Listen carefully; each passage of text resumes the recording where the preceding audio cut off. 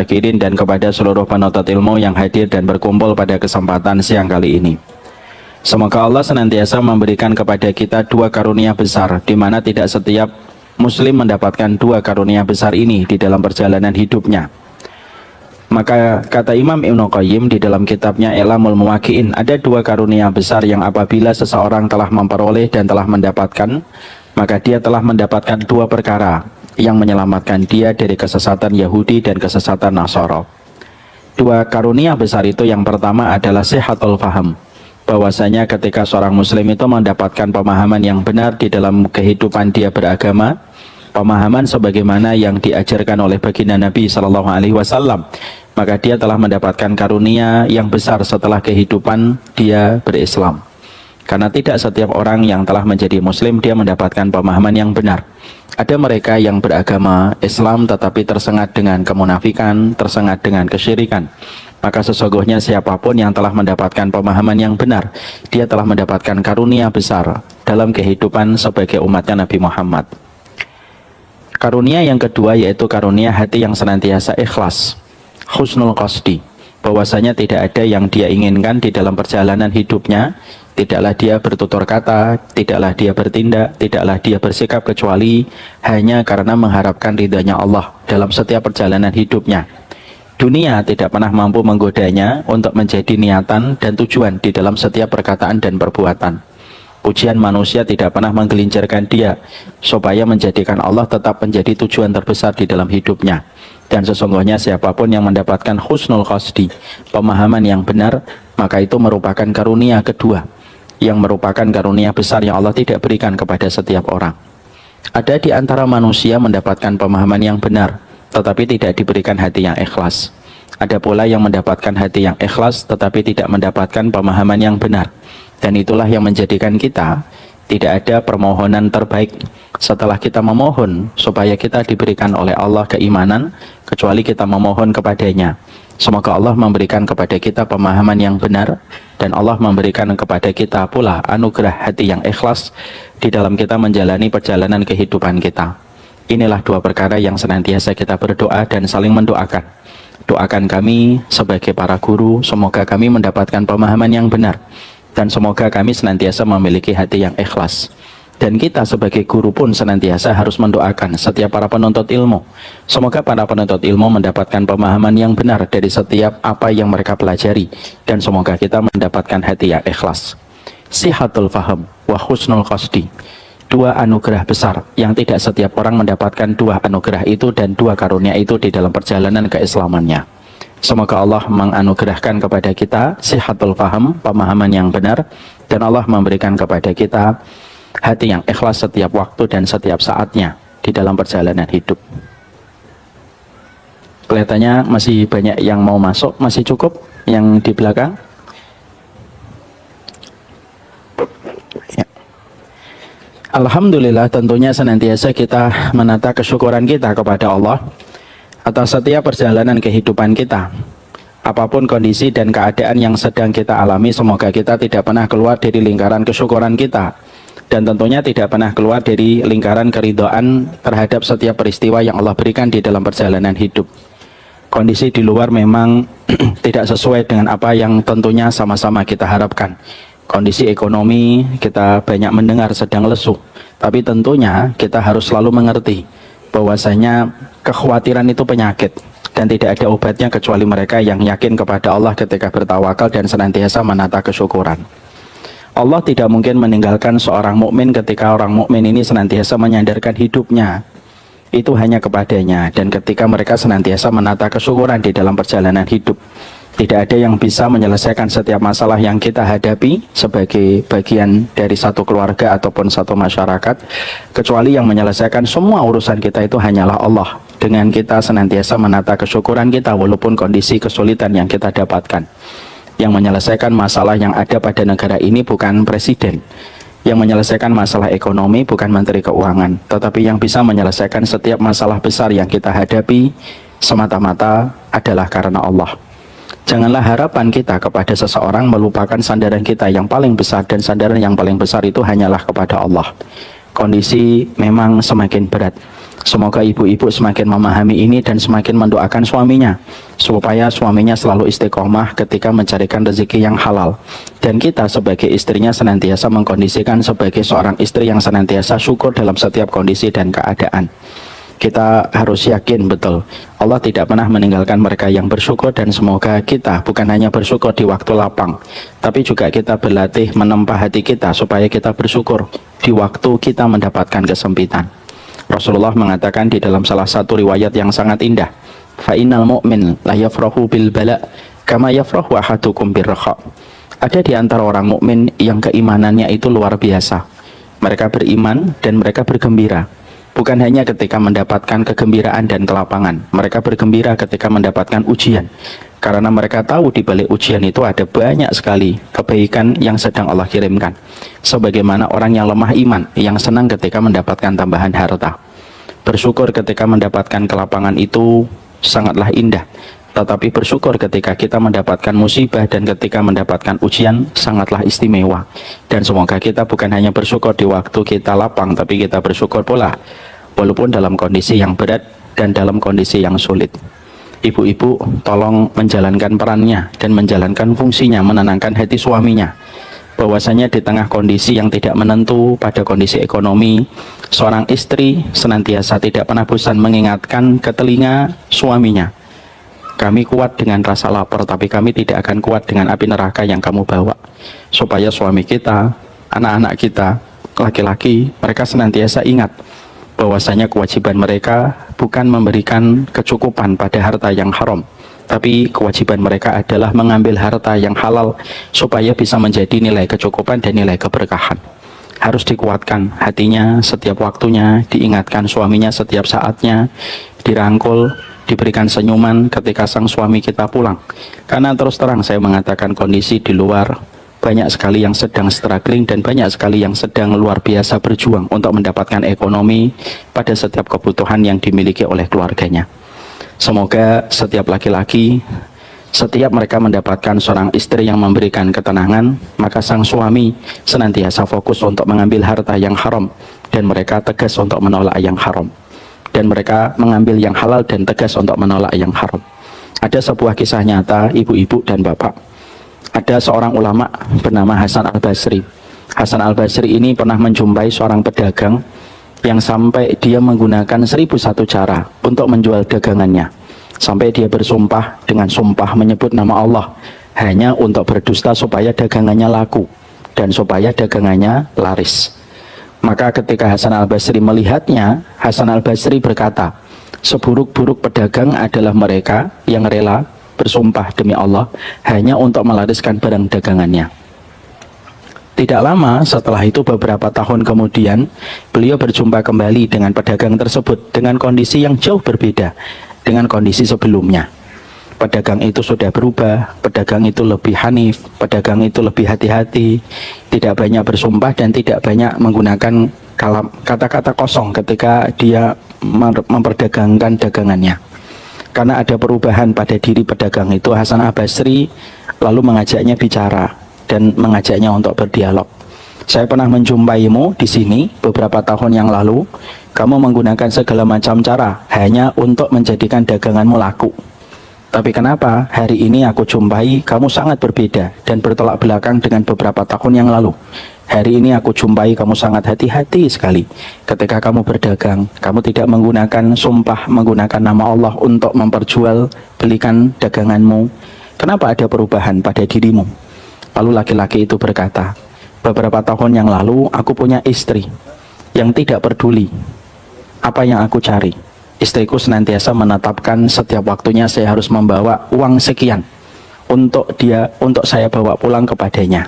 Karena istriku menekanku dengan berbagai macam kebutuhan, maka aku melakukan berbagai macam cara supaya daganganku laku, walaupun itu dengan bersumpah dan walaupun aku berdusta. Tapi qadarullah, istriku yang pertama sudah meninggal dunia. Mungkin dia bersyukur banget itu ya. Lalu ini tambahan dari saya. Di dalam hadisnya nggak ada. Maka setelah dia meninggal, maka aku menikah lagi dengan seorang wanita yang begitu solihah. Wanita kedua yang aku nikahi tidaklah pernah melepasku ketika di pintu sebelum aku bekerja dan berdagang di pasar, kecuali istriku ini selalu berkata, kami kuat kalau kami lapar. Natahammal alal jau. Kami itu kuat kalau kami lapar. Wala natahammal alan nar. Cuma kami tidak akan kuat kalau kami memakan api neraka ketika engkau membawa harta yang haram. Karena kondisi istriku yang luar biasa yang mengingatkan aku untuk senantiasa mencari harta yang halal, itulah yang menjadikan aku berhati-hati di dalam bermuamalah. Aku menyesuaikan dengan kaedah-kaedah sunnah di dalam aku berdagang. Semenjak istriku selalu mengingatkan aku untuk berhati-hati di dalam menjaga diri harta yang syubhat dan harta yang haram. Nah, inilah pentingnya ibu-ibu. Bagaimana peran seorang istri, salah satunya memastikan bentuk kesyukuran kita di dalam kehidupan kita, yaitu adalah bagaimana kita memberikan kekuatan kepada suami kita supaya suami kita hanya mengambil yang halal dan jangan pernah tergoda pada sesuatu yang haram. Semoga kesyukuran kita memberikan kepada kita kecukupan, semoga kesyukuran kita memberikan kepada kita ketenangan, dan semoga kesyukuran kita memberikan kepada kita kelapangan dan keberkahan. Harta yang banyak belum tentu memberi ketenangan, harta yang berlimpah belum tentu memberikan kelapangan, dan harta yang berlipat-lipat belum tentu memberikan keberkahan. Keberkahan, ketenangan, dan kelapangan hanya didapatkan kepada mereka yang senantiasa bersyukur kepada Allah. Semoga ibu-ibu dan para umahat senantiasa menjadi partner terindah untuk para suaminya di tengah kondisi ekonomi yang sedang berat ini, supaya suami kita senantiasa konsisten untuk mendapatkan harta yang halal. Amin insyaallah. Bapak dan Ibu yang semoga Allah rahmati, kita tentunya beberapa hari ini dikagetkan dengan berita salah satu ustadz yang meninggal dunia, yaitu Ustadz Yahya Waloni. Yang menarik dan membuat kita kagum dan membuat kita iri adalah bagaimana ketika kita menjumpai wafatnya beliau itu di atas mimbar, ketika pada hari Jumat, dan ketika pula sedang berkhutbah. Hari Jumat merupakan hari yang paling mulia, dan tidak ada tempat ketika beliau wafat kecuali di masjid, dan masjid itu merupakan jengkal tanah yang paling Allah cintai. Dan beliau sedang menyampaikan khutbah, salah satu khutbah wajib yang harus wajib pula didengarkan setiap kaum muslimin laki-laki untuk datang ke masjid. Kematian beliau, dengan kita mendoakan beliau, Allahumma fillahu warhamhu wa'afihi wa'fu anhu, memberikan kepada kita banyak pelajaran yang bisa kita petik dan nanti berkorelasi dengan tema yang akan menjadi pembahasan kita. Dari kematian beliau yang kita secara hukum dohirnya melihat itu adalah kematian husnul khatimah, karena meninggalnya pada saat beliau beribadah ketika sedang khutbah pada hari yang terbaik, yaitu adalah hari Jumat, dan itu pun ketika beliau diwafatkan ketika berada di masjidnya Allah. Itu memberikan kepada kita beberapa pelajaran yang penting. Pelajaran yang pertama yang tentunya kita harus mengerti, bahwasanya Rasulullah pernah mengingatkan kepada kita di dalam satu riwayat, fala tusaddiqu wala tukadzibu hatta tara kaifa yukhtamu lahu. Dalam salah satu hadis, Nabi itu menyampaikan kepada kita, jangan kamu cintai orang mati-matian dan jangan kamu benci orang mati-matian sampai kamu melihat bagaimana dia diwafatkan oleh Allah. Karena ketika kita melihat orang itu diwafatkan oleh Allah, kita akan melihat bagaimana Allah melihat hamba itu ketika hamba itu diwafatkan. Orang yang diwafatkan dalam kondisi husnul khatimah, berarti kita melihat secara zahir orang itu dicintai oleh Allah. Karena sesungguhnya Allah ketika mencintai setiap makhluknya, ketika Allah mencintai setiap hambanya, maka ekspresi rasa cintanya Allah kepada hamba yang Allah cintai, Allah atur bagaimana hamba itu diwafatkan pada saat yang terindah ketika sedang melakukan amal solih. Rasulullah mengatakan di dalam satu riwayat Imam Hakim yang disetujui oleh Imam Az-Zahabi, ketika Nabi bersabda, innallaha idza habba abdan asalahu. Qalu wa ma asalahu ya Rasulullah? Qala yuwaffiqu lahu amalan salihan hatta idza baina yaday ajalihi hatta yarda anhu jiranuhu wa man haulahu. Rasulullah itu bersabda, Allah itu kalau cinta kepada seorang manusia, Allah itu akan memberikan kepada manusia yang Allah cintai itu pemanis. Para sahabat lalu berkomentar, apa artinya pemanis yang Allah berikan kepada orang yang Allah cintai? Artinya pemanis itu, kata baginda Nabi, kalau orang itu dicintai oleh Allah, telah mendekati hari kematiannya, Maka Allah sibukkan dia melakukan ketaatan, sehingga ketika dia sedang sibuk melakukan ketaatan, disitulah Allah memerintahkan malaikat maut mencabut nyawanya. Ada orang yang asalnya jalan, dibuat duduk oleh Allah untuk membuka Quran. Pada saat membuka Quran, Allah wafatkan. Pada saat dia di Indonesia, Allah atur supaya dia pergi umroh. Ketika pas waktu umroh, dia meninggal dunia.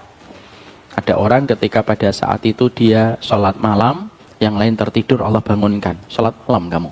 Dan pada saat sholat malam, dia dimatikan oleh Allah. Dan itulah manajemen Allah. Manajemen ketika Allah mencintai seorang hamba ketika dia diwafatkan dalam kondisi sedang beribadah kepadanya. Ini menunjukkan kepada kita puncak tertinggi kematian seorang manusia itu adalah diwafatkan dalam kondisi ketika sedang berjihad. Puncak tertingginya. Puncak keduanya adalah ketika kita diwafatkan ketika kita melakukan ketaatan pada kebiasaan ketaatan yang kita lakukan. Kita diwafatkan oleh Allah. Kalau ibu terbiasa taklim, bisa jadi pada saat taklim ibu akan diwafatkan. Kalau ada di antara ibu yang senantiasa istiqomah di dalam sholat duha, bisa jadi pada sholat duha ibu diwafatkan oleh Allah. Kalau ada di antara kita senantiasa sibuk di dalam sholat malam dan apapun kondisinya, apapun kelelahannya, tidak pernah meninggalkan sholat malam, maka dia pada sholat malam itu biasanya nanti diwafatkan oleh Allah. Ada salah satu jamaah saya, ibu di Bekasi dan bapak, beliau pada waktu pagi dicari sama anaknya, tidak dijumpai di masjid pada waktu sholat subuh. Anaknya menyangka bahwasanya mungkin bapaknya kelelahan dan tidak ke masjid. Beliau punya cucu. Anaknya ini sudah punya anak, kebiasaan anaknya ini tidak pernah sekolah. Anaknya dia sampai anaknya ketemu sama sang kakek untuk minta izin. Datang ke rumah karena rumahnya hanya bersebelahan dan ternyata dia menjumpai kamar bapaknya itu masih terang. Dan ternyata terkunci. Dan ketika didobrak, ternyata bapaknya meninggal di atas sajadah. Kondisi terakhir ketika beliau ditemukan kondisi 6:30. Dan ketika diperiksa sama dokter, dokter mengatakan beliau kira-kira sudah meninggal dunia sekitar 3 atau 4 jam sebelumnya. Berarti pada saat sholat malam. Nah, ini menunjukkan kepada kita, pertama yang kita lihat dan kita jumpai adalah kalau kita melihat ada seseorang diwafatkan dalam kondisi dia beribadah kepada Allah, berarti sesungguhnya dia telah mendapatkan kabar gembira yang kita lihat. Dia diwafatkan dalam kondisi Allah yang mengaturnya dengan sebaik-baik pengaturan. Ada orang yang diwafatkan ketika sedang khutbah. Bisa nggak Allah mewafatkan ketika sudah selesai sholat Jumat? Bisa. Bisa nggak Allah mewafatkan dia sebelum dia naik mimbar? Bisa. Bisa nggak dijadikan dia tidak khutbah pada hari itu? Bisa. Bisa nggak dijadikan dia sakit dan tidak perlu khutbah pada hari itu? Bisa. Tapi semua itu tidak terjadi. Tetapi Allah takdirkan sampai orang itu meninggal ketika khutbah, berarti Allah yang mengaturnya. Dan sebaik-baik pengaturan kepada orang yang beriman hanyalah Allah. Dan ini yang pertama. Yang kedua yang kita jumpai dari kematian beliau, apa yang kita dapatkan? Bahwasanya terkadang ada orang yang tidak selalu sama dengan kita 100% dalam frekuensi ilmu. Itu bukan berarti orang itu jelek di hadapan Allah. Ini untuk menasihati teman-teman kita yang masih fanatik kepada kelompoknya dan masih fanatik kepada golongannya dan terlalu fanatik kepada gurunya. Ada nggak orang yang bukan menjadi temannya guru kita tapi mati husnul khotimah? Banyak. Supaya kita memperbaiki cara pandang kita kepada orang yang beriman. Walaupun terkadang tidak sesuai dengan frekuensi ilmu yang sedang kita pelajari. Ya. Saya itu selalu menasihati diri saya. Supaya saya itu memiliki kejernihan dan kebeningan ketika melihat orang lain. Walaupun terkadang frekuensi ilmu yang dia dapatkan tidak sama 100% dengan frekuensi ilmu yang saya pelajari. Karena bisa jadi dia melakukan sesuatu yang menurut kita salah, tapi ada ribuan amal lain yang telah dia lakukan, yang dicintai oleh Allah, sehingga Allah mengampuni satu amalan yang salah yang dia kerjakan. Ada nggak orang NU yang mati husnul khotimah? Banyak. Ada nggak orang Muhammadiyah yang mati husnul khotimah? Banyak. Ada nggak orang IM yang mati husnul khotimah? Banyak. Ada nggak pejabat yang mati husnul khotimah walaupun beliau menempuh jalan demokrasi ketika dia menjadi pejabat? Ada. Mang Odet, wali kota Bandung. Beliau sedang sholat di masjid, akan menyampaikan khutbah. Pada saat sholat 2 rakaat baru datang ke masjid, beliau terjatuh dan tidak bisa khutbah karena beliau sudah keburu meninggal dunia. Itu menunjukkan kepada kita, cara kita melihat orang harus kita perbaiki. Kadang-kadang ada orang yang tidak perlu menepuk dirinya sebagai ahlu sunnah setiap waktu. Tapi ternyata walaupun dia tidak pernah menepuk dadanya, tidak pernah mengklaim tiap hari bahwasanya dia ahlu sunnah, tapi ternyata dia mati husnul khatimah. Itu memberikan kepada kita, lihatlah orang dengan kebaikan yang terkadang tidak kita ketahui. Jangan terbiasa menghakimi orang dengan satu perbuatan lalu kita melupakan dan melalaikan perbuatan-perbuatan lain yang tidak kita lihat dari dirinya. Mungkin ada satu orang melakukan satu kesalahan pada satu pendapat yang menurut kita pendapat dia yang diambil itu merupakan pendapat yang salah. Anggap itu dia salah. Tapi bisa jadi ada ribuan amalan lain yang dia sembunyikan yang tidak kelihatan oleh kita, yang menjadikan Allah menerima amalan yang lain dan mengampuni dosa satu kesalahan yang dia kerjakan. Supaya kita tidak gampang dan tidak gampang mengeneralisir kesalahan orang, lalu kita keluarkan dia dari koridor Ahlussunnah wal Jamaah dengan begitu mudah. Hanya karena satu perbuatan langsung kita keluarkan dia dari Ahlussunnah. Dengan satu hal kita keluarkan orang dari Ahlussunnah. Tanpa kita sadari, bisa jadi dia melakukan amalan-amalan yang banyak yang Allah terima, yang tidak kelihatan oleh kasat mata kita ketika kita tidak melihat apa yang dia perbuat. Saya ambilkan analogi ini pernah saya sampaikan kepada bapak dan ibu. Kalau saya janji sama istri saya, janji saya apa? Nanti ketemu ya di warung Padang jam 1 siang. Siap? Siap. Benar ya Bi? Benar. Istri saya jam 1 siang sudah di warung Padang yang saya tunjuk. Saya jam 1 siang belum datang. Terus istri saya nelpon saya. Sampai 112 kali telepon beliau berdering dan tidak saya jawab. Contoh Bu, kenapa ibu sudah marah sih sama contoh? Contoh, 112 kali telepon itu tidak terjawab. Yang ke 113 handphone saya mati. Kata bapak-bapak, tamat itu Ustaz. Ketika 113 handphone saya mati. Istri saya nunggu dari jam 1 sampai jam 2. Dari jam 2 sampai jam 3. Dari jam 3 sampai jam 4. Sampai jam 5 istri saya tidak bergeming, tetap menunggu saya di warung Padang. Saya datang ke warung Padang itu tergopoh-gopoh setengah 6. Kira-kira apa yang akan diperbuat sama istri saya? Nggak usah jawab Bu, saya sudah tahu. Istri kita, istrinya bapak-bapak kan kesabarannya setipis tisu dibelah 2. Maka istri saya pasti akan marah. Lalu akan mulai beliau cerewet mengatakan, kemana? Janjinya jam berapa? Kenapa 112 telepon tidak terjawab? Lalu saya berkata kepadanya, iya, tadi saya lagi fokus nyari barang, sehingga tidak tahu handphonenya saya silent. Dan qadarullah pada saat telepon yang ke 113, karena terlalu sering ditelepon akhirnya lowbat. Tapi saya kenapa terlambat? Karena saya nyari kalung mutiara untuk hadiah kamu.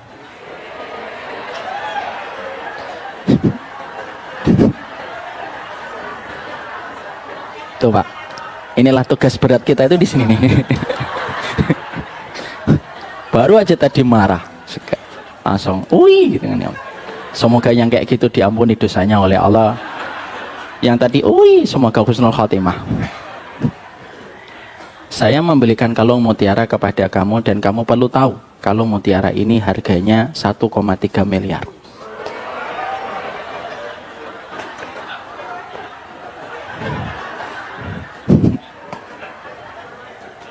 Kira-kira istri saya akan melanjutkan marah atau mengampuni saya? Atau memaafkan saya? Memaafkan. Mungkin istri saya akan berkata, Bi, besok telatnya sampai Isya ya. Paham maksud saya? Paham analogi saya? Jangan sampai nggak paham dengan analogi yang saya sampaikan loh ya. Maksudnya adalah bisa jadi ada orang yang kita lihat ada satu pendapat, kita nggak sama pendapat fikihnya. Contoh, dia melakukan A, saya tidak mau melakukan A. Menurut kita perbuatan A itu tidak benar, tapi dia melakukan perbuatan A. Tapi selain dia melakukan perbuatan A, ternyata dia melakukan amalan-amalan lain yang saya tidak ketahui. Bisa jadi memang perbuatan A yang dia kerjakan itu salah. Mungkin kita yang benar. Oh tuh kan, kamu salah, saya yang benar. Tapi Allah mengampuninya ketika dia memiliki amalan-amalan yang banyak yang tidak kita ketahui. Dengan amalan itu Allah memberikan kepadanya rahmat. Bisa atau tidak bisa terjadi semacam itu? Bisa. Dan itulah yang menjadikan kita, kenapa kita sebagai seorang muslim ketika melihat kondisi orang lain dalam keislamannya, kita itu melihatnya adalah melihat energi kebaikannya. Karena sesungguhnya apa? Kita diajarin oleh sesuatu. Banyak orang yang tidak satu pengajian dengan kamu pun ada juga mereka yang mati husnul khatimah.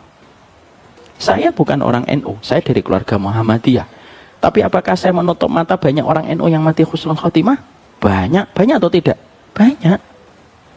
Saya bukan orang IM, Ikhwanul Muslimin. Saya dari keluarga Muhammadiyah dari kecil.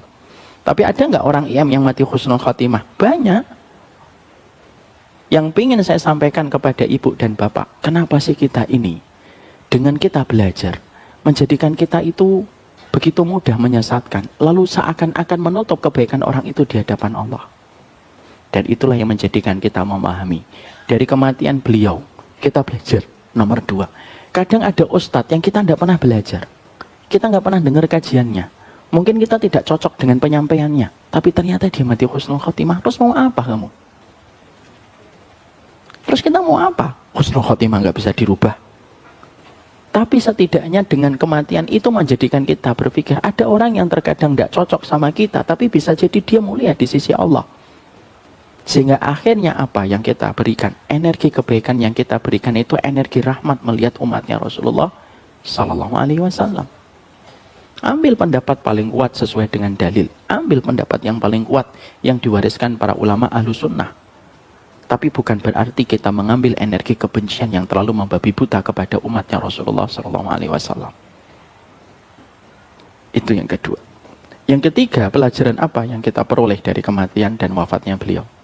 Dari setidaknya kematian orang-orang yang mati husnul khatimah, disitulah kita belajar. Orang yang diwafatkan husnul khatimah, berarti setidaknya kita mendapatkan 2 kabar gembira yang disegerakan. Orang yang mati husnul khatimah, maka berarti dia dilapangkan urusan kuburnya. Dan yang kedua, orang yang mati husnul khatimah, itu merupakan sebuah kabar gembira dengan surga. Semudah dan seindah bagaimana dia diwafatkan oleh Allah, maka seindah itu pula gambaran kehidupan yang akan dia jalani ketika nanti menginjak kehidupan akhirat. Ketika itu dimulai. Saya sampaikan kembali. Ketika seseorang mati husnul khatimah, ya, contohnya ada yang tadi saya sampaikan, jamaah kami meninggal di atas sajadah, didobrak pintunya oleh sang anak. Beliau terungkup dalam kondisi kepalanya terbentur dengan lantai, berdarah, tapi di atas sajadah. Dan sang dokter memberikan keterangan forensiknya adalah beliau matinya 3 atau 4 jam yang lalu. Berarti setengah 7 dikurangi 4 jam. Berarti berapa itu? Setengah 3.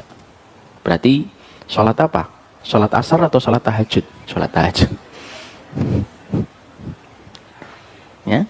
Berarti ketika ada seseorang mati dalam kondisi husnul khatimah, ada 2 yang ibu dan bapak harus mengerti. 1, orang yang husnul khatimah, lapang kuburnya. Ya, apalagi ditambah dengan tambahan-tambahan. Seperti ketika dia sedang tersenyum, seakan-akan tersenyum, walaupun mati tersenyum tidak pernah dijelaskan sebagai salah satu tanda kematian husnul khatimah. Tapi juga tidak dinafikan bahwasanya kematian tersenyum itu merupakan tanda kebaikan. Yang kedua, kalau ada orang yang diwafatkan dalam kondisi mati husnul khatimah ketika sedang beribadah, yang kedua, itu kabar gembira yang Allah segerakan kepadanya. Seindah kematiannya, semudah itulah kehidupan akhirat akan berlaku kepadanya, sebagaimana kematiannya yang telah diatur oleh Allah secara langsung ketika dia diwafatkan ketika beribadah kepada Allah. Nah, itulah yang menjadikan kita akhirnya paham dari wafatnya orang-orang yang husnul khatimah yang kita harus iri. Ya, dan jangan lupa untuk menyebutkan doa kita, ya Allah, sebagaimana fulan beliau diwafatkan, wafatkanlah kami sebagaimana beliau. Kalau kita melihat ada orang meninggal ketika dalam kondisi umrah, sebagaimana ya Allah beliau engkau wafatkan dalam kondisi umrah, ya wafatkanlah kita sama dengan beliau. Kalau ada orang yang meninggal dunia sebelumnya dia bertobat, wafatkanlah kami ya Allah sebagaimana dia telah bertobat sebelum meninggal dunia. Ucapkanlah rasa hasad kita kepada orang-orang yang mulia pada kematiannya. Karena hasad menjadikan kita mendapatkan keutamaan sebagaimana dia mendapatkan keutamaan. Hasad itu mendekatkan kita kepada apa yang dia dapatkan supaya kita bisa mendapatkan. Yang parah, kalau Allah mengirimkan kepadamu berita tentang orang-orang yang mendapatkan kebaikan akhirat, kamu tidak pernah punya hasad kepada orang yang diberikan kebaikan akhirat. Ini tanda hatinya kita sudah parah. Hasadlah sama orang yang diberikan ilmu mengamalkan ilmunya. Hasadlah kepada orang kaya ketika dia mempergunakan kekayaannya di jalan Allah. Hasadlah kepada orang yang diberikan mati husnul khotimah supaya kita pun diwafatkan dalam kondisi sebagaimana dia diwafatkan. Disinilah kita belajar. Tidak setiap guru yang kita tidak dengarkan itu buruk. Walaupun mungkin kita sebelum orang itu meninggal dunia, mungkin kita tidak pernah mendengarkan kajiannya karena mungkin tidak cocok dengan apa yang dia sampaikan. Supaya kita belajar memberi rahmat pada apa yang kita pandang dari saudara-saudara kita. Emang susah sunnah kayak gitu? Tidak susah bagi yang terus mau berusaha untuk mencintai sesama umatnya Rasulullah Sallallahu Alaihi Wasallam. Kita nanti akhirnya mempelajari. Setelah kita mempelajari muqaddimah ini, menjadikan kita akhirnya mengerti bagaimana ketika kita menuju kepada kehidupan kita, menuju kehidupan kubur itu penting. Karena sesungguhnya kehidupan kubur itu termasuk salah satu di antara bagian yang kita berlindung darinya pada setiap keburukannya. Apa doa yang tidak pernah ditinggalkan Nabi setiap beliau menyelesaikan tasyahud akhir sebelum beliau mengucapkan salam? Allahumma inni a'udzubika min adabi jahannam wa min adabil qabr wa min syarri fitnatil mahya wal mamat wa min syarri fitnatil masihid dajjal. Nabi menyebutkan bagaimana beliau memohon kepada Allah perlindungan, dan perlindungan yang pertama yang beliau mohonkan adalah perlindungan dari adab jahannam. Ya, karena sesungguhnya tidak ada yang paling kita khawatirkan jauh melebihi rasa khawatir kita terhadap kemiskinan kecuali adalah adab neraka. Karena kita tidak pernah tahu di antara dosa kita manakah dosa itu yang bisa menggelincirkan kita menuju kepada neraka. Ibu dan bapak harus selalu ingat dengan sebuah hadis. Sesungguhnya surga dan neraka itu lebih dekat kepada tali sandal kita. Artinya, kita tidak pernah tahu di antara amal yang kita kerjakan, manakah yang bisa menyebabkan kita mendapatkan rahmat, dan kita pun tidak akan pernah tahu di antara dosa manakah yang pernah kita kerjakan, manakah yang bisa menggelincirkan kita ke neraka. Dan tidak ada perlindungan yang terbaik kecuali ketika kita memohon kepada Allah supaya kita dilindungi dari satu keburukan makhluk, dan tidak ada keburukan makhluk paling buruk. Tidak ada keburukan makhluk yang paling buruk kecuali itu neraka nomor satu. Ya, makanya Nabi berdoa Allahumma inni a'udzubika min adabi jahannam. Yang kedua apa? Wa min adabil qabr, adab kubur. Diletakkan Nabi nomor 2 setelah beliau meminta perlindungan dari adab jahannam, supaya kita paham bahwasanya adab kubur itu bukan perkara sepele, tetapi perkara besar. Karena apa? Karena sesungguhnya semua gambaran tentang neraka itu ada pada gambaran tentang adab kubur. Dan semua tentang kenikmatan surga ada pada gambaran kenikmatan kubur ketika seorang manusia itu memperoleh dan mendapatkannya. Makanya kita mendapatkan bagaimana sahabat Utsman. Sahabat Utsman itu pernah ada seorang sahabat yang mengingatkan beliau. Wahai sahabat Utsman, iya, kenapa engkau ketika disebutkan surga dan neraka, engkau terkadang tidak menangis? Tapi ketika kami menjumpai engkau di samping kuburan, tidak pernah kami menjumpai engkau kecuali pasti menangis. Apa yang dikatakan oleh sahabat Utsman merupakan petunjuk untuk kita. Sahabat Utsman lalu menjawab dengan hadisnya Nabi, fa innal qabra manzilatun min manazilil akhirah, faman naja fama ba'dahu aisar, fa in lam yanju fama ba'dahu asyad. Kata sahabat Utsman memberikan informasi untuk kita tentang keimanan. Beliau menjawab dengan hadisnya Nabi, sesungguhnya kuburan yang tadi kita lewati itu merupakan terminal pertama di antara banyak terminal yang pasti kita lewati setelah kita meninggal dunia. Barang siapa yang selamat pada terminal pertama, pada terminal-terminal berikutnya dia lebih selamat. Selama pada terminal pertama dia selamat. Tapi kalau dia pada terminal pertama dia tidak selamat, urusan dia pada terminal-terminal berikutnya akan lebih sulit kalau pada terminal pertama saja dia tidak selamat. Kalau kita analogikan ibu dan bapak, kalau kita ngikutin les, kalau kita ngikutin ujian, kalau orang selamat pada ujian lisan, maka dia menuju kepada ujian kalau dia selamat, kalau dia lulus pada ujian tulis, biasanya dia menuju kepada ujian lisannya lebih gampang. Tapi kalau dia ujian lisan ujian tulis sudah kalah, ya biasanya dia ujian lisan pun juga lebih berantakan. Nah, itulah yang menjadikan kita akhirnya paham betapa besarnya kebutuhan kita kepada keselamatan kubur. Tidak ada yang paling dibutuhkan manusia ketika setiap harinya dia mendekati hari kematiannya, kecuali tidak ada yang paling dibutuhkan kecuali adalah bagaimana dia selamat dan lapang pada urusan kuburnya. Dan itulah istana kecil sebelum seseorang mendapatkan istana surga. Apakah nikmat kubur ada, Ustadz? Ada, nyata. Dan itu perkara yang telah disepakati seluruh ulama Ahlussunnah wal Jamaah. Makanya kita ketika mendapatkan bagaimana Nabi pada peristiwa Isra Mi'raj, beliau bertemu dengan para nabi dan bertemu dengan para rasul, itu menjelaskan bahwasanya kenikmatan kubur itu nyata adanya. Sampai Nabi berjumpa dengan ruhnya para nabi dan para rasul dari saudara-saudara beliau dari kalangan rasul yang beliau temui mereka pada waktu peristiwa Isra Mi'raj.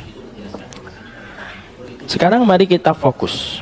Ada 10 amal yang melapangkan urusan kubur kita, dan kita sudah mempelajari 3 atau 4 poin. Kita review sebentar. Yang pertama, bahwasanya di antara perkara yang melapangkan urusan kubur kita adalah siapapun di antara manusia yang dia beriman dan dia tidak mati kecuali sebagai seorang muslim yang tidak mencampur adukkan keislamannya, tidak mencampur adukkan keimanannya dengan kesyirikan, maka pasti dia mendapatkan kelapangan urusan kuburnya, walaupun terkadang dia harus menghadapi konsekuensi dari dosa-dosa yang pernah dia kerjakan. Tapi selama dia beriman dan tidak mencampurkan imannya dengan kesyirikan, maka dia mendapatkan keamanan dari sisi Allah ketika dia berpulang ke alam barzakh. Allah menyampaikan kepada kita di dalam surat Al-An'am ayat 82, alladzina amanu walam yalbasu imanahum bidzulmin ulaika lahumul amnu wa hum muhtadun. Siapapun yang dia beriman dan tidak mencampurkan imannya dengan kesyirikan apapun, kedzaliman itu kesyirikan, maka mereka mendapatkan keamanan di sisi Allah dan mereka mendapatkan petunjuk. Ini merupakan sebuah dalil yang sangat kuat di dalam surat Al-An'am 82. Selama seorang muslim meninggal dunia tidak membawa kesyirikan apapun, maka sesungguhnya dia tidak akan mendapatkan kesulitan, dan sebaliknya mendapatkan kemudahan pada waktu dia berbalik, ketika dia balik ke kampung halamannya dan melewati kuburannya, selama dia tidak berbuat kesyirikan. Makanya kesyirikan itu harga mati yang tidak boleh datang pada teras kehidupan iman kita kepada Allah. Jangan bermain syirik apapun kondisinya. Sudah saya sampaikan sebuah kisah, ada seorang kakek, bagaimana beliau ketika akan meninggal dunia begitu sulit, proses sakaratul mautnya begitu lama, dan ternyata ketika didatangi salah satu teman kami, ternyata terungkap bahwasanya ternyata beliau ini memiliki barang-barang yang dikeramatkan, dan dia melakukan ritual-ritual pada barang-barang itu, dan akhirnya begitu kesulitan ketika menderita sakaratul maut, dan barulah dia mati, barulah dia meninggal dunia ketika semua barang-barang kesyirikan itu dihancurkan. Dan ketika meninggal pun tidak ada satu kalimat Allah yang keluar dari lesannya. Ini menunjukkan kepada kita, jangan bermain-main dengan kesyirikan.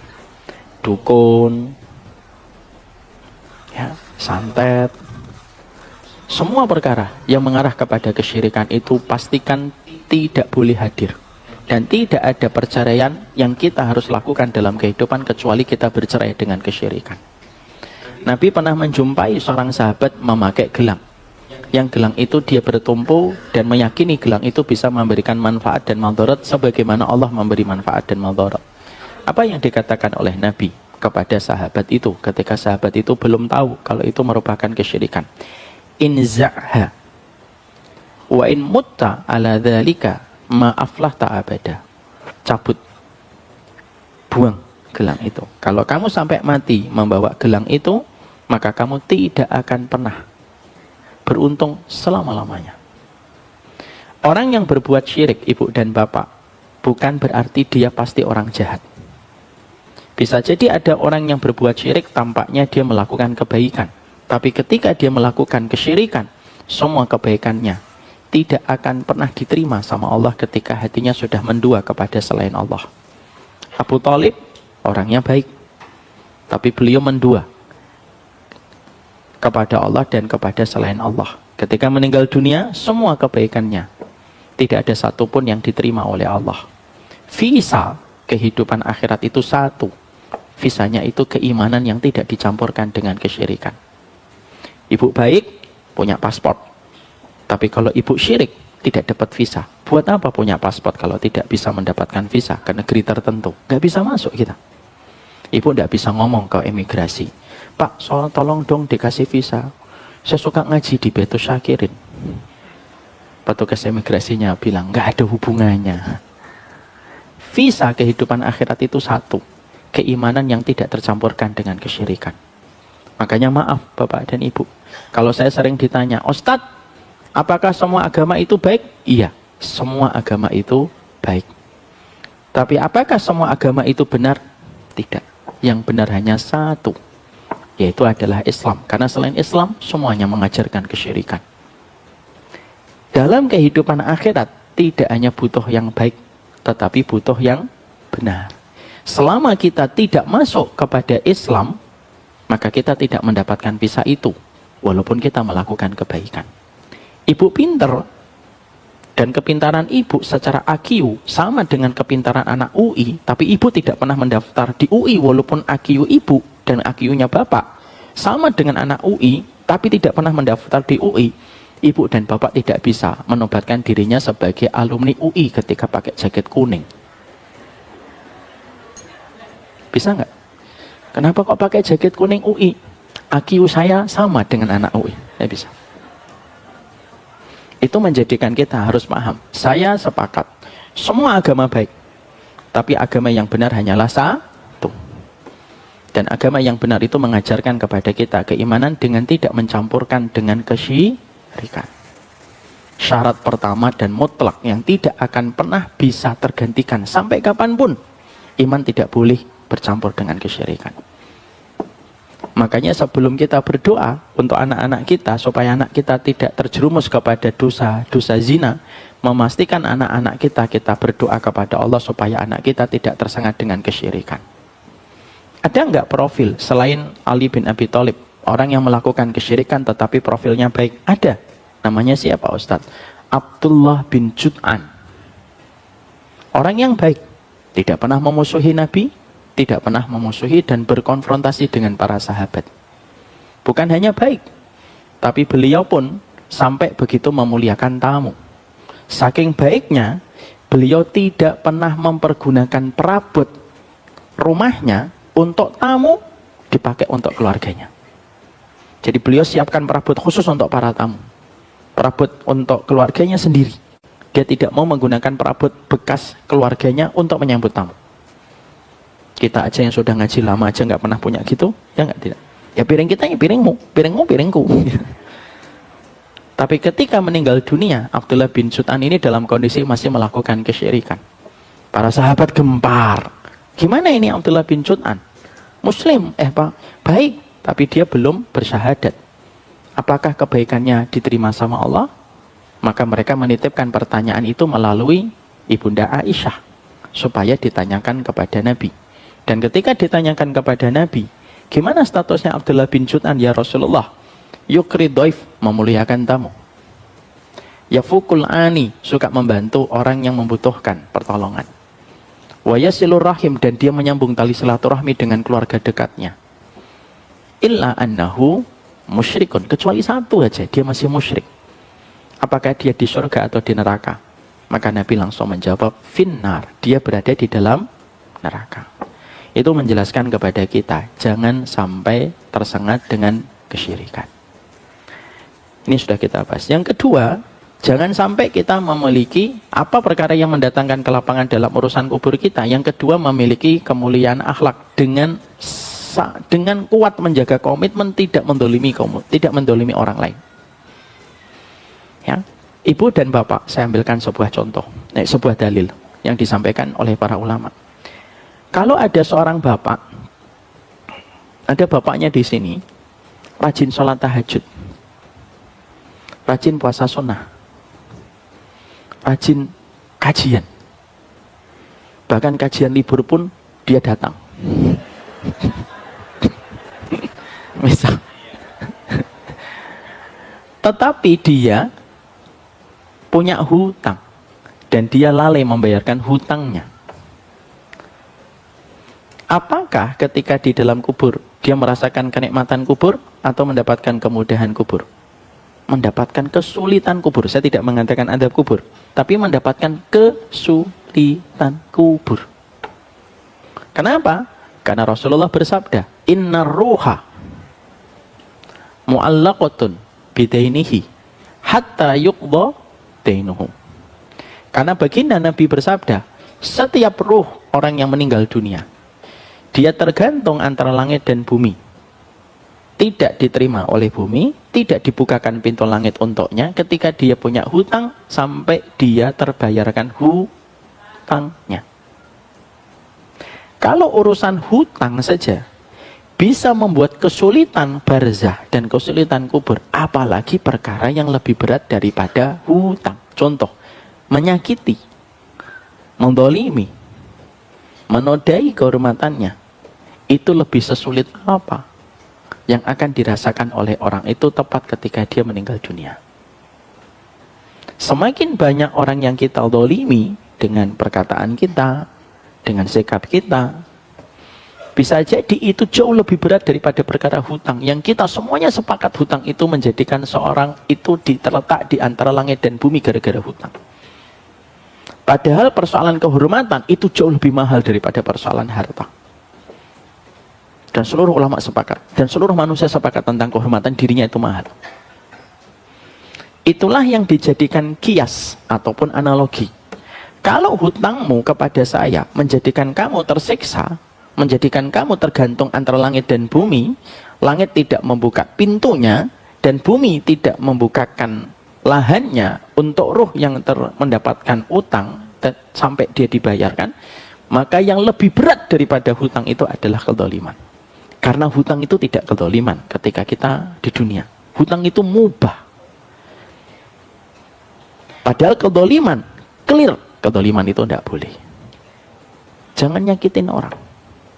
Apa yang dilakukan Nabi 100 hari sebelum beliau meninggal dunia? Ada 100 hadis yang diucapkan Nabi 100 hari sebelum beliau meninggal dunia. Apa salah satunya yang dilakukan oleh baginda Nabi? Nabi ketika beliau di usianya pada tahun itu meninggal dunia, maka beliau pernah mengumpulkan para sahabat yang bisa beliau kumpulkan di kota Madinah. Lalu Nabi mengatakan sebuah sabdanya. Sabdanya apa? Nabi tidak mengingatkan sholat, Nabi tidak mengingatkan sedekah, tapi Nabi mengingatkan, kalau ada di antara kalian yang pernah aku lukai, ambil dan kisos kepada diriku sebelum tidak bermanfaatnya harta dan anak kita nanti di pengadilan Allah. Dan para sahabat itu sudah merasa bahwasanya ini perkataan untuk menunjukkan bahwasanya Nabi ingin bebersih sebelum beliau melakukan perjalanan berikutnya pada kehidupan barzakh. Makanya saat itu ada beberapa riwayat yang menerangkan ada seorang sahabat yang tiba-tiba berani mengatakan, "Ana ya Rasulullah." Iya. Apa yang pernah aku lakukan? Engkau pernah memukul punggungku ya Rasulullah. Para sahabat yang lainnya itu agak gemes dan mereka berpikir, Kenapa sih nggak dimaafin aja? Lalu akhirnya Nabi turun dari kudanya dan Nabi mempersilahkan pukul punggungnya sebagaimana aku pernah memukulmu. Tapi sahabat itu berkata, maaf ya Rasulullah, pada saat ketika engkau memukulku, pada saat merapikan soft peperangan, engkau memukulku dalam kondisi aku tidak memakai baju. Lalu Rasulullah melepaskan bajunya. Itu lihat, orang yang paling bertakwa, paling khawatir tentang kezaliman. Ketika Rasulullah melepaskan bajunya, pada saat itulah sahabat tersebut melemparkan kayu yang diberikan oleh Nabi, lalu beliau menabrak Nabi dan memeluk Nabi di punggungnya dan memaafkan Rasulullah karena niatnya hanyalah ingin supaya kulitnya bersentuhan dengan kulitnya Rasulullah SAW. Apa pelajaran yang kita dapatkan dari hadis itu? Ketakutan, ada catatan kriminalnya kepada manusia. Makanya kalau usia kita, bapak-bapak terutama yang sudah 40 tahun, paling mulia adalah meminta maaf sebanyak-banyaknya kepada orang. Karena apa? Karena kezaliman itu bisa menyesatkan. Karena kezaliman itu bisa menyulitkan dan menyempitkan urusan kubur kita. Terutama kepada orang solih. Hati-hati. Biasanya akan diberikan oleh Allah hukuman lebih. Bapak dan Ibu tahu? Ada seorang pemimpin dolim namanya Hajjaj bin Yusuf. Hajjaj bin Yusuf ini pemimpin dolim yang hobinya itu meneteskan darah. Ada ribuan orang yang dipenggal kepalanya oleh Hajjaj bin Yusuf. Siapa orang terakhir yang beliau penggal? Sa'id bin Zubair. Beliau ini walinya Allah. Ditangkap di kota Baghdad, diseret, dihadapkan kepada Hajjaj bin Yusuf As-Saqafi, lalu intinya dipenggal kepalanya. Sebelum dipenggal, Sa'id bin Zubair, beliau berdoa, ya Allah, jadikan aku orang yang terakhir kali didolimi oleh Hajjaj bin Yusuf dan tidak ada lagi orang yang terbunuh setelah saya. Doanya wali menggelegar. Meninggal dunia beliau, dipenggal kepalanya. Tak lama setelah itu Hajjaj bin Yusuf tidak pernah bisa tidur malam karena selalu mimpi buruk tentang Sa'id bin Zubair rahimahullahu ta'ala. Sampai intinya akhirnya Hajjaj bin Yusuf tidak lama setelah membunuh Sa'id bin Zubair, Hajjaj bin Yusuf meninggal dunia. Ketika meninggal dunia, beliau datang ke mimpi salah satu keluarganya. Keluarganya bertanya kepada Hajjaj bin Yusuf yang saat itu sudah meninggal dunia, apa yang Allah lakukan kepadamu di alam barzakh? Kisah ini ada di dalam kitabnya Imam Ibn Katsir. Apa yang Allah lakukan kepadamu atas semua kezaliman yang pernah kamu lakukan? Allah membalasku di alam barzah dengan semua kezaliman yang aku lakukan kepada setiap orang yang aku zalimi, kecuali kepada Sa'ad bin Zubair. Khusus dosaku kepada dirinya ketika aku menzalimi, aku dilipat gandakan oleh Allah 70 kali lipat lebih berat. Karena kezalimanku kepada Sa'id bin Zubair. Itu menunjukkan kepada kita apa? Apalagi yang kita zalimi solih dan berilmu. Makanya itulah yang menjadikan kita harus selalu sadar. Lahmul ulama masmumun. Darahnya para ulama itu beracun. Nggak suka, wajar. Tapi ketika kamu sudah menghujatnya, darahnya mereka beracun. Maka yang kedua yang menjadikan kita diberikan kemudahan dalam kelapangan kubur, akhlak yang baik. Karena dengan akhlak yang baik, menjaring orang sebanyak-banyaknya untuk datang kepadamu ketika engkau meninggal dunia. Akhlak yang baik menjadikan setiap orang akan terkenang dengan akhlakmu yang baik. Akhlakmu yang baik menjadikan mereka ringan mendoakanmu ketika engkau meninggal dunia. Maka pastikan bahwasanya yang kedua, perkara yang melapangkan urusan kubur kita yang sudah kita pelajari adalah akhlak yang mulia itu melapangkan urusan kubur kita. Dan akhlak yang baik itu selalu berbanding lurus dengan tidak mendolimi banyak orang. Ya, ngaji, gak usah mendolimi orang. Yang ketiga yang sudah kita dapatkan, yaitu adalah ketika kita memaafkan kesalahan orang. Ini sudah kita pelajari. Yang keempat yang sudah kita pelajari, yaitu adalah bersabar di dalam ketaatan. Artinya sabar dalam ketaatan itu akan menjadikan kita mendapatkan kemudahan demi kemudahan yang kita dapatkan di dalam urusan kubur kita. Oleh karenanya, Bapak dan Ibu harus tahu apa ketaatan yang paling Allah mudahkan untuk Bapak Ibu. Maka pada kemudahan ketaatan yang Allah mudahkan kepada kita, lazimi, jangan ditinggalkan. Dan kita diberikan oleh Allah kemudahan amal beda-beda. Ada yang diberikan kemudahan amal puasa sunnah, jaga puasa sunnahnya. Maka bisa jadi itulah yang akan menolongmu ketika kamu diselamatkan dari azab kubur. Saya ini puasa sunnah susah, Ustaz. Karena setiap saya melihat tongkol balado, batal, Ustaz. Ya sudah, tapi saya dimudahkan tilawah, jaga tilawah. Saya itu tilawah agak susah, Ustaz. Tapi kalau saya sedekah itu mudah, jaga sedekah. Sabar dalam ketaatan, terutama pada amal yang Allah mudahkan untuk kita, maka itulah perkara yang akan menjaga kita, dan itulah amal yang kiranya akan melindungi kita dari azab kubur. Dan kita nanti beda-beda potensi amal kita, dan sudah sering saya sampaikan berulang-ulang pada kesempatan majelis kita. Setiap orang itu memiliki kemudahan amal yang berbeda-beda. Makanya jangan suka mengukur ukuran amal orang lain dengan ukuran amal kita. Ya tidak sama. Apalagi kalau ibu dan bapak pernah di pondok. Kalau ibu dan bapak pernah di pondok kayak saya 4 tahun. Saya tahu betul setiap teman-teman saya itu memang beda-beda amalnya. Ada teman saya itu kalau sudah sholat tahajud dari jam 1 bangun. Ada teman saya itu kalau sholat tahajud susahnya luar biasa. Sekalinya sujud rakaat pertama tidak bangun-bangun. Kecuali setelah salam. Loh ada, Bu. Saya pernah ngelihat sendiri teman saya. Kita sholat tahajud. Qadarullah imamnya pada saat itu ustadz kita yang hafid Quran. Dan beliau itu kalau khasnya kalau sudah sholat malam panjang, Bu. Minim 1 juz. Ya. Maka ketika dia sholat rakaat pertama bangun, dia di samping saya itu masih sujud.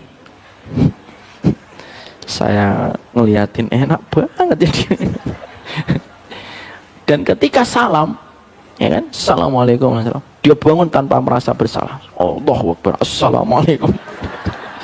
Saya gini kan, kamu sih kurang 1 rakaat, saya bilang gitu. Tapi orangnya baik, orangnya gampang bantuin orang.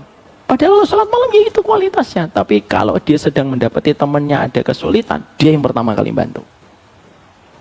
Kita itu udah pernah tahu amalan kita itu ada di mana. Dan jangan pernah memaksakan amalan kita sama. Ibu kalau memaksakan amalannya dengan bapak sama, biasanya nanti ibu akan suka marah-marah. Mas mau kayak saya. Sholat malamnya itu dari 12:30. Itu ibu. Mungkin amalan bapak itu ketika bapak keluar mencari rezeki, dia membuka pintu dengan mengucapkan bismillah. Tidaklah dia memanaskan motor kecuali membaca bismillahirrahmanirrahim. Dan tidak ada yang dihadapi ketika di kantor kecuali dia betul-betul berkata, kamu tidak akan bisa menyuapku dengan harta yang haram. Mungkin itu amalnya beliau. Walaupun ketika pulang susah bangun tahajud. Artinya setiap orang itu membawa amal yang beda-beda. Maka perkara yang menjadikan kita mendapatkan kelapangan dalam urusan kubur itu apa? Sabar dalam ketaatan pada setiap rezeki amal yang Allah anugerahkan untuk kita. Maka temukan rezeki amal yang Allah berikan kepada bapak, dan temukan rezeki amal yang Allah mudahkan untuk ibu. Yang berikutnya, termasuk di antara perkara yang menjadikan urusan kubur kita dimudahkan oleh Allah. Ini yang keberapa? Yang kelima. Yang kelima, perkara yang menjadikan kita dimudahkan dalam urusan kubur kita dan kelapangan dalam urusan kubur kita itu apa? Merahasiakan amal dan suka sekali menyendiri dengan ketaatan pada saat manusia tidak menyadari ketaatan yang kita lakukan. Orang yang rajin menutupi amal solihnya, dijadikan kuburannya terang. Karena tidak ada yang bisa merahasiakan amal kecuali orang yang sangat cinta dan begitu cemburu ketika amalnya diketahui oleh mata manusia. Ya. Makanya akhirnya para ulama salaf itu mengatakan uktumu hasanataka asyaddu min sayyiatika. tutup amal ketaatanmu jauh lebih besar daripada kamu menutupi borok kemaksiatanmu. Walaupun sekarang ada yang mengatakan, Ustadz sekarang zaman berubah, banyak orang maksiat terang-terangan dengan dosanya, berarti kita juga harus terang-terangan dengan ketaatan. Saya kurang setuju. Dan tidak usah dibenturkan omongan saya. Nanti ada yang motong-motong video ini, dibenturkan omongan ustadz lain. Tidak usah gitu. Setiap orang memiliki perspektif beda-beda. Tapi bagi saya, mau zaman apapun, amalan solih para ulama terdahulu tidak akan pernah berubah. Karena relevansinya itu tidak pernah berubah. Karena merahasiakan amal itu salah satu perkara yang paling Allah cintai. Semakin kita merahasiakan amal, semakin Allah mencintainya. Kenapa? Karena Allah tahu berarti hamba itu tidak melakukannya kecuali karena Allah, dan tidak ada mata manusia yang masuk pada amalan itu. Karena itulah yang bisa dikategorikan dengan amalan limited edition. Ketika dia beramal, hanya Allah yang tahu dan memahami tentang amalan itu. Makanya kalau mampu dirahasiakan, dirahasiakan. Jadi setiap amal harus kita kerjakan, harus diketahui orang. Apakah Ustadz penganut faham private living? Alah, saya tidak ngerti private living. Tapi terkadang sosial media kita itu menjebak kita untuk menceritakan semua perkara. Agama kita dan sunnah kita itu mengkondisikan kita supaya kita tidak menceritakan semua perkara yang kita hadapi. Kenapa rumah kita kalau kita dimasuki orang harus mengetuk pintu? Supaya orang lain itu tidak perlu mengetahui rahasia rumah kita. Makanya sampai Nabi juga mengatakan, minal birri kitmanul masaib wal amrat was sadaqah. Maka Nabi sampai bersabda dalam salah satu sabdanya, termasuk pokok-pokok kebaikan, menyembunyikan sakitmu, menyembunyikan musibahmu, dan menyembunyikan sedekahmu. Bahkan berita kegembiraan pun tidak usah diceritakan kepada orang. Kalaulah kita hari ini mendapatkan bahwasanya salah satu di antara musibah, misalkan dalam bisnis. Salah satu musibah dalam bisnis itu apa? Kadang-kadang kita terlalu detail menyampaikan sesuatu ke publik dan tanpa kita sadari ada yang mengambilnya lalu mengeksekusinya lebih dulu daripada orang yang menyebarkannya. Itu dalam masalah ekonomi. Di situ kita mendapati bahwasanya kebaikan amal itu ketika merahasiakan. Makanya akhirnya para sahabat dulu ketika mereka melakukan kebaikan, mereka berusaha betul menutupi semua kebaikan itu. Karena apa? Mereka tahu Rob yang mereka sembah itu Rob yang maha pecemburu. Allah itu maha pecemburu. Sehingga ketika semakin rapat kita nutupin dan semakin orang itu tidak tahu, semakin mulia. Bahkan sampai sebagian para ulama mengatakan, bahkan kalaupun mampu untuk merahasiakan sampai kepada keluarga kita, kalau memang keluarga kita terkadang bisa membuat kita ujub, pun kalau bisa kita rahasiakan, kalau memang pandangan keluarga itu bisa membuat kita ujub. Berarti merahasiakan sama istri boleh Ustadz? Boleh. Selama dalam koridor tidak fitnah ya. Kecuali bapak masih janda, masih muda. Terus ketika istrinya tahu, lu kok nggak ngasih tahu jandanya masih muda? Saya merahasiakan amal, lah modus ini. Ini modus ini. Tapi dalam perkara yang mampu kita rahasiakan, rahasiakan. Akhirnya kita jumpai bahwasanya inilah yang menjadikan kuburan seseorang itu terang dalam kehidupan akhiratnya. Kenapa? Karena setiap amal yang dirahasiakan itu semakin menyempurnakan cahaya di alam kubur kita. Karena apa? Amalan yang paling Allah senang itu amalan yang tertuju hanya kepadanya, yang tidak tercampur dengan apapun. Dawud bin Hindun, ibu dan bapak tahu, beliau berpuasa sunnah 40 tahun, keluarganya tidak sadar kalau suaminya berpuasa. Coba, sekuat itu beliau. 40 tahun, puasa sunnah, lu keluarganya tidak tahu. Terus gimana itu caranya? Setiap pagi, beliau pergi bawa makanan itu ketika di tengah jalan dikasihkan itu kepada fakir miskin. Ketika sore, ketika pulang dia beli makanan, dibawa ke rumah. Orang di rumah menyangka dia makan. Wong perginya bawa makanan, pulang bawa makanan. Dan baru ketahuan, kapan baru ketahuannya? Baru ketahuannya ketika meninggal dunia para fakir miskin yang selalu diberikan makanan oleh beliau. Lalu berkata, semenjak beliau meninggal dunia tidak ada lagi yang memberikan kami makanan. Disembunyikan. lebih baik dianggap biasa di mata manusia. Tapi kita mulia di sisi Allah daripada dianggap mulia tetapi ternyata amalan kita tercampur dengan berbagai macam kesyirikan dalam masalah niat. Merahasiakan itu lebih mudah. Makanya seorang mukmin yang bercita-cita untuk mendapatkan kelapangan dalam kuburnya, dia harus punya gudang rahasia, di mana gudang itu tidak ada satupun orang yang tahu kecuali dirinya dengan Allah. Bapak misalkan bangun sumur, biarlah Bapak yang tahu. Dan tidak ada satupun yang tahu tentang sumur-sumur yang Bapak alirkan, kecuali Allah. Dan itu sangatlah berharga di sisi Allah. Allah paling mencintai amal yang Allah paling mencintai amal yang dirahasiakan hamba itu darinya. Setidaknya, kalau tidak bisa banyak-banyak dulu, satu aja. Ada satu kebiasaan amal itu yang terus kita lakukan, di mana tidak ada orang pun yang menyadari amalan itu. Ibu misalkan punya tetangga 30 pintu rumah dari rumahnya ibu, seorang janda tua sepuh dalam kondisi buta, ibu tiap hari ngasih rezeki sama dia, gak ada yang tahu. Itu akan membuat pelita dan cahaya kuburan kita jadi terang, berkilau kuburan-kuburan kita ya. Karena apa? Yang ditutupi menyempurnakan apa yang di bawah tanah, yang ditutupi membuat terang kehidupan di bawah tanah, yang ditutupi membuat bercahaya di dalam kubur. Karena apa? Allah paling cinta orang yang merahasiakan amal. Allah paling ridho sama orang yang merahasiakan amal. Nah itulah kuncinya para ulama terdahulu. Mereka merahasiakan amal mereka.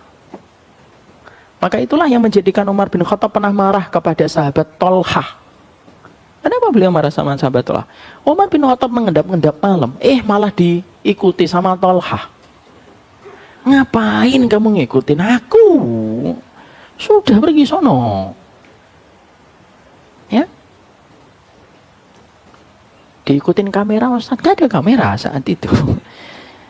Jadi tidak. Sehingga akhirnya semakin merahasiakan, maka semakin kebaikan itu akan menjadi sempurna. Makanya kita mendapati Nabi kalau memberikan sedekahnya beliau, merahasiakan atau mengundang orang banyak? Merahasiakan. Nabi tidak pernah undang-undang fakir miskin, ayo kumpul di depan rumahku, aku kasih satu-satu. Enggak. Nabi itu sampai-sampai ketika bersedekah hampir-hampir tidak ada hadis yang menceritakan Nabi memberikan hadiah sedekahnya. Pernah nggak dapat? Aku pernah mendapati Nabi Muhammad memberikan sedekahnya kepada fulan. Hampir jarang hadis itu. Padahal Nabi adalah orang yang paling banyak bersedekah. Orang yang mendapatkan 1/5 sebuah wilayah, ketika wilayah itu dimenangkan kaum muslimin, itu 1/5-nya milik Nabi. Jadi kalau Nabi masuk Mesir, misalkan para sahabat memenangkan Mesir, 1/5-nya itu milik Nabi. Kita bisa bayangkan kekayaan baginda Nabi SAW. Tapi pernah nggak diceritain, sudah segitu banyaknya, cara baginya itu gimana hartanya Nabi yang berlimpah-limpah itu? Dan tidak ada hadis yang menceritakan Nabi mengumpulkan fakir miskin ada 200 orang. Nggak pernah. Hampir kita tidak pernah jumpai hadis yang menceritakan itu. Padahal kita sepakat, semuanya yakin hartanya Nabi itu sedekah, disedekahkan. Kenapa? Karena Nabi ketika meninggal dunia bawa apa-apa. Ketika Khaybar dimenangkan, Khaybar itu kawasan paling subur di Saudi. Ketika menang itu Khaybar, Nabi 1/5-nya itu milik Nabi. Tapi kemana itu? Ada nggak hadis Nabi setelah memenangkan Khaybar 1/5 itu kekuasaan miliknya Nabi, Nabi membagi-bagikan? Nggak ada hadisnya. Kenapa? Saking Nabi merahasiakan. Sampai fakir miskin yang dikasihkan Nabi pun tidak tercatat dalam hadis. Ada beberapa yang tercatat dalam hadis bahwasanya Nabi pernah memberikan kurma kepada fakir miskin. Ada beberapa. Tapi kalau di total hadisnya, jauh lebih sedikit daripada jumlah hartanya Nabi yang disedekahkan oleh Nabi. Nabi itu kalau ditaksir, triliunan hartanya Nabi Muhammad SAW. Dan Nabi tidak membawa itu. Kenapa? Yang ditinggalkan Nabi yang kita lihat hari ini di kuburannya Rasulullah ketika kita ziarah kepada kuburannya Nabi. Itulah rumah yang ditinggalkan Nabi ketika beliau wafat. Lah terus 1/5 Khaybar di mana? 1/5 Mekah di mana? 1/5 wilayah-wilayah yang dikuasai oleh para sahabat ketika dimenangkan oleh baginda Nabi kemana? Habis disedekahkan Nabi dengan cara yang tidak pernah disadari oleh kita. Merahasiakan amal itu tanda keberkahan kuburan kita. Semakin kita merahasiakan, semakin sempurna cahaya-cahaya kita di dalam kubur. Itu yang keberapa? Yang keberapa? Yang kelima. Apa yang ke-6, yang ke-7, ke-8, ke-9, ke-10? Menuntut ilmu itu harus Udah kita bahas pada pertemuan berikutnya. Sudah 2:30 lebih. Jadi inilah yang kita sampaikan. Ada 5 perkara yang melapangkan urusan kubur kita. Yang pertama tadi apa Bapak dan Ibu? Beriman. Dan tidak mencampurkan keimanan dengan kesyirikan. Berakhlak mulia dengan tidak mendolimi hambanya, memaafkan, bersabar di dalam ketaatan. Dan yang kelima itu adalah merahasiakan amal sampai kita meninggal dunia, karena amal itu yang akan disempurnakan oleh Allah tepat ketika kita meninggal dunia. Barakallahu fikum. 5 ini baru separuh perjalanan. Ada 5 berikutnya yang bisa menjadikan kita dilapangkan kuburnya oleh Allah. Semoga Allah menjaga hati kita setiap waktunya. Semoga kita memiliki amalan-amalan rahasia yang kita sembunyikan dan kita rahasiakan. Maka ingat perkataan dari seorang ulama salaf, uktumu hasanataka asyaddu min sayyiatika. Tutuplah amal kebaikanmu sebagaimana kamu menutupi amal keburukanmu. Ini yang dapat saya sampaikan. Saya serahkan kembali kepada MC kita. MC kita berubah wujud. Alhamdulillah, setelah sama-sama kita dengarkan kajian dari Ustadz Umar Mita, semoga apa yang beliau sampaikan dapat bermanfaat dan kita pahami bersama-sama. Apa aja tadi 5 perkara itu? Ada 5, aduh. Pokoknya banyak lah yang udah ditulis di buku kita masing-masing. Alhamdulillah, Ustadz. Semoga antum dilapangkan kuburnya. Amin ya Allah, amin. Ustadz, apaan? Ada sesi pertanyaan atau? Boleh 2 pertanyaan. Oh boleh 2. Ikhwan 1, akhwat 1 berarti. Iya. Pertanyaan, siapa yang mau bertanya? Bisa tolong mic-nya dioper ke belakang? Oke, siap. Ikhwan 1, akhwat 1. Yang Ikhwan dulu dah. Ikhwan dulu.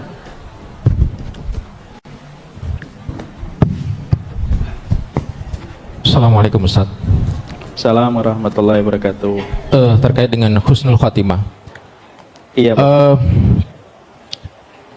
Kadang apabila kita pada hari ini Ustadz menanyakan ke kami, misalkan, siapkah hari ini mati? Mungkin katakanlah saya pribadi susah untuk menjawab. Nah, pertanyaannya adalah, apabila kita susah menjawab, katakanlah siap hari ini mati, apakah itu menghalangi kita dari husnul khatimah? Kemudian pertanyaan yang kedua, Boleh saya jawab nomor 1 dulu Bapak? boleh. Bapak ketika ditanya siap untuk mati, ada orang yang menjawabnya dalam kondisi bingung karena 2 kondisi. Karena dia benci kematian atau karena dia takut dengan dosanya. Pada keduanya jawabannya berbeda. Orang yang menjawab, apakah kita siap untuk mati? Tidak tahu Ustadz, tapi saya ingat dosa saya. Itu merupakan bahasa keimanan Pak. Karena sesungguhnya kita tahu, dosa dan kemaksiatan itu menyempitkan urusan kubur kita dan urusan akhirat kita. Tapi kalau kita menjawab, saya tidak siap mati. Karena sesungguhnya saya gandrung dengan dunia, senang dengan dunia, dengan pesonanya, dengan kemolekannya, dengan kecantikannya, dan seluruh tarian-tarian nafsunya. Maka kita benci kematian, itu yang dianggap dan dimasukkan pada kategori benci pada kematian, dan itu dosa sangat besar sekali. Takut sama mati, sama benci sama mati itu beda. Kalau saya ditanya takut mati, saya takut meninggal dunia. Tapi bukan berarti saya takut mati itu benci ketemu Allah. Tapi takut pada kematian itu karena mengingat dosa-dosa saya dan kemaksiatan saya yang sudah diampuni oleh Allah ataukah belum. Maka takut pada kematian itu dimaklumkan oleh Nabi. Yang tidak dimaklumkan oleh Nabi adalah benci pada kematian. Paham Pak? Yang kedua. Yang kedua, ada cerita-cerita seseorang yang katakanlah mati dalam keadaan husnul khatimah. Dia seperti melihat malaikat maut yang datang akan menjemput roh beliau, misalkan begitu. Apakah husnul khatimah seperti itu, Ustaz? Terima kasih. Bapak harus ikut Samila One Day Class yang ada di Baitus Syakirin. Ada 3 perkara yang akan dihadapi orang ketika meninggal dunia. 1, dia merasakan sakaratul maut yang berat. 2, dia nanti didatangin oleh setan untuk menggodanya dan menggelincirkan dia dari keimanan. Makanya itulah kenapa kita sebagai keluarganya dikondisikan untuk mentalkinnya. Yang ketiga, dia melihat para malaikat-malaikat yang datang kepadanya. Dalilnya dalam riwayat Barra' bin Azib ketika Nabi bersabda, "Idza kanal mu'min fi inqita'i minad dunya wa iqbalu minal akhirah nazala ilaihi malaikatum minal malaikah wa ma'hum kafanun min akfanil jannah wa hanutum min khunutil miski." Kalau orang mukmin itu akan meninggalkan dunia dan menuju kepada kehidupan akhirat, para malaikat akan datang untuk menyambutnya. Kalau yang akan dipanggil oleh Allah ini orang beriman, para malaikat membawa dua barang, kain kafan dari surga dan minyak wangi dari surga. Fajalasu ingda muddil barsor. Dan sesungguhnya para malaikat-malaikat itu yang akan mengambil ruhnya orang beriman, para malaikat itu duduk sepanjang mata orang yang akan meninggal dunia memandang. Makanya kita akan melihat kan, ada orang meninggal dunia begini. Maka itu menjadi dalil sebagian ulama bahwasanya orang meninggal dunia itu melihat kedatangan para malaikat. Wallahu a'lam bishawab. Ya, yang berikutnya, ya Ibu. Ya Ibu. Mic-nya nggak ada? Mic-nya ada nggak? Mungkin maju ke depan saja kalau mic-nya nggak ada.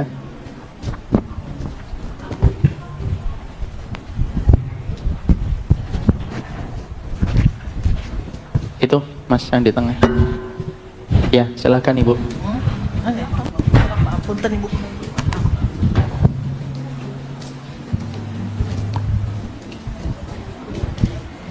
Bismillah, Assalamualaikum Ustadz, mohon izin bertanya. Waalaikumsalam warahmatullahi wabarakatuh. Ustadz, kan banyak ya orang yang tidak sadar bahwa dirinya punya hutang, dan banyak juga orang yang kesulitan untuk bisa menagih hutang karena kita nggak enak atau kita tidak tega orangnya. Kadang saat seseorang meminjam uang, kita hanya bisa berkata, "Ya Allah, kalau dia membayarnya, saya terima, tetapi jika tidak membayarnya, saya ikhlas." Bahkan ada yang sampai meninggal dunia Ustadz sebelum beliau melunasi hutangnya. Sampai kita berdoa di atas kuburnya, "Ya Allah, dia masih memiliki hutang kepada saya, tapi jauh sebelum ia wafat, saya sudah mengikhlaskannya. Maka tolong jangan engkau persulit urusan dia karena hutang-hutang ini, karena saya sudah ridho dari sebelum dia wafat."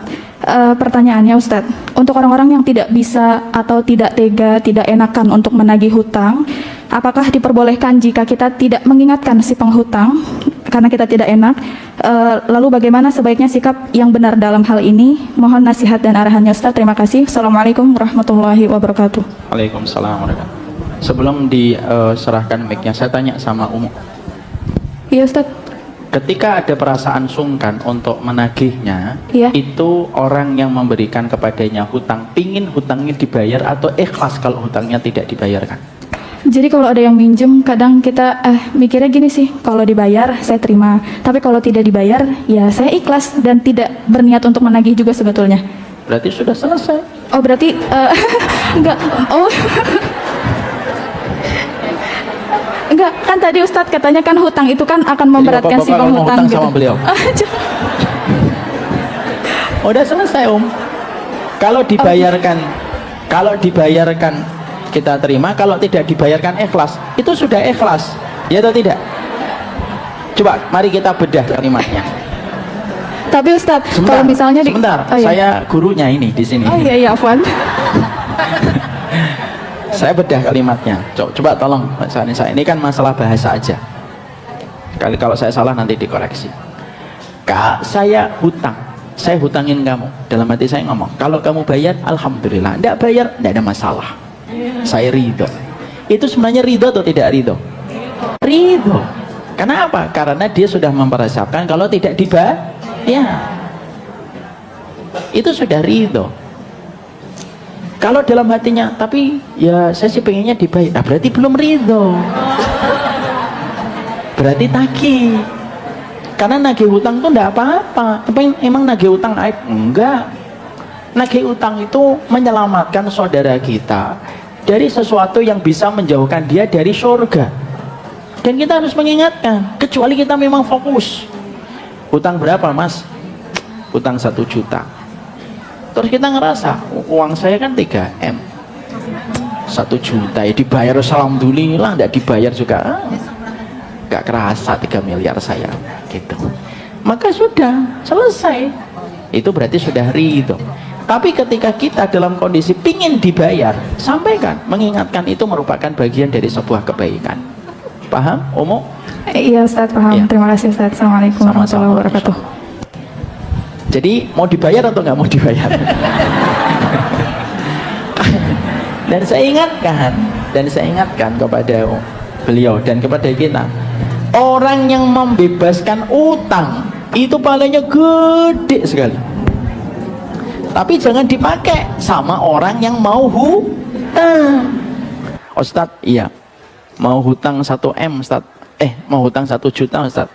Oh gitu ya Pak, gimana ya? Ustadz tahu nggak, memberikan hutang itu, selama hutang belum diberikan, itu Ustadz akan mendapatkan berkah tiap hari selama hutangnya belum dibayarkan. Oh oke. Saya hutangin kamu 1 juta, baru dibayarkan, ditransfer 1 juta, udah menggunakan dalil lagi. Ustadz tahu nggak kalau membebaskan hutang saudara muslim itu nah ini tidak boleh. Kalaupun dia pengen membebaskan, ya berarti itu adalah keridhoannya. Suami kalau hutang sama istri, hutang atau tidak hutang Pak? Suami dia hutang sama istri, dicatatnya hutang atau tidak hutang? Misal, udahlah kita akhiri kajian kita. Misal, saya sampaikan, ibu mendapatkan warisan 2 M. Itu 2 M itu miliknya ibu atau miliknya suami? Milik ibu dong. Gitu kok ditanya Ustadz. Wong warisan suami aja milik ibu, apalagi warisannya ibu. Ibu dapat warisan 2 miliar. Suami datang dong, mah dapat warisan. Iya ya. Cara ngomongnya udah nggak enak didengar. Pinjem ya, minta ya, nggak boleh. Perempuan itu dosa atau tidak dosa? Dia punya 2 miliar dari harta warisan. Suami datang mengatakan, saya minta ya, nggak boleh. Dosa atau tidak dosa perempuannya? Enggak, cuma kebangetan.